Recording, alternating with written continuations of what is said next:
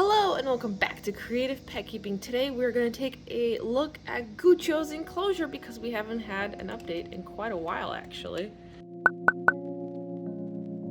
I have a pretty cool video where I assembled all of this using materials from the BioDude, and this is a great website where you can get full kits. So if you wanted to make a bioactive enclosure for your critter, it's a really easy way if you're a beginner. Now, I myself am a beginner. This is my very first bioactive enclosure. So anything I talk about here is more so going to be my first time experiences and not tutorials. First off, if you've already watched the first video, you will see that the enclosure has changed a little bit. For starters, some of the plants got moved around, some of the plants grew bigger, and you'll see some of the plants that got moved around. So right here in the very middle used to be the big, beautiful purple waffle plant. And he was so happy in here that he grew so big that he took over the entire enclosure. As you can see, I will kind of bring him over. It's huge. There was no space anymore. Like, he took the entire thing. So I ended up removing him and keeping him in a little pot as a house plant. He seems to be doing well and is even flowering for me. You can see little tiny flowers. So this is a really fun plant. I've been actually keeping him outside and he's been really benefiting from the sunlight. In the future, I think I might maybe upgrade Gecko to an even bigger enclosure. I would love to give him even more space, and then maybe I could potentially bring this back if the enclosure was much wider and taller so that he has adequate climbing space.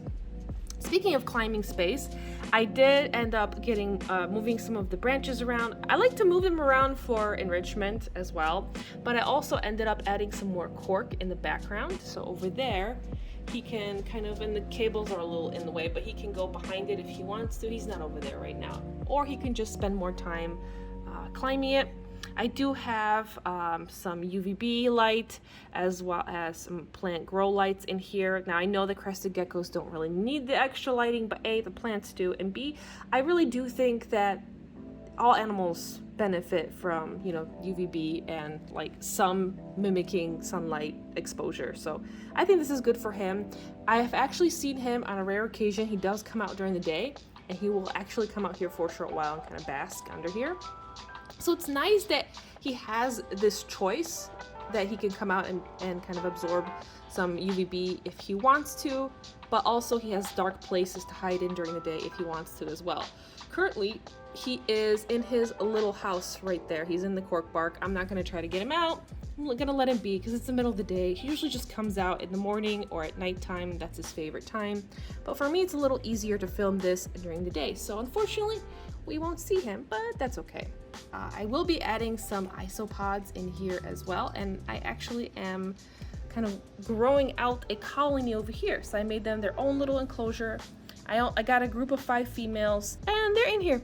They're gonna slowly build up their colony, and as I have more, I'll be able to move them in here and still have a backup colony right here in case Gecko decides to catch them and snack on them, or they'll, potentially hide in here and help break down a lot of the organic matter that's in the enclosure.